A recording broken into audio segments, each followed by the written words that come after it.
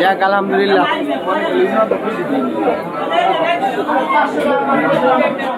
আসসালামু আলাইকুম রহমতুল্লাহ, আমি মাহমুদ বলছি।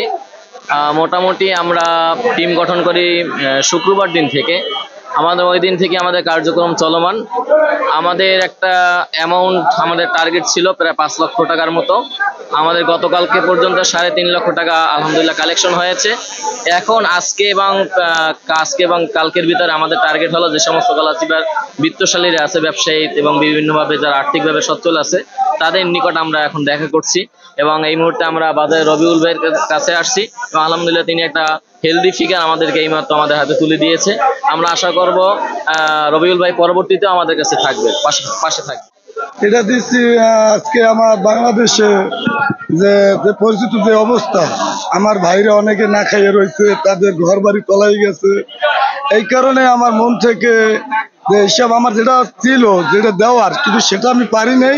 আমার স্বাভাবিকভাবে যেটা দেওয়ার আমি ওইটা দিচ্ছি ইনশাল্লাহ, কিন্তু আমি তাদের পাশে থাকবো, এইটা আমার সবথেকে বড় আশাবাস। ইনশাল্লাহ তারা আছে, আমার যে আশেপাশে যারা আরবদার আছে তাদেরকেও ইনশাল্লাহ এই ব্যাপারটা আমরা শেয়ার করব, তাদেরকে এই বিষয়ে নিয়ে আগাইতে বলবো।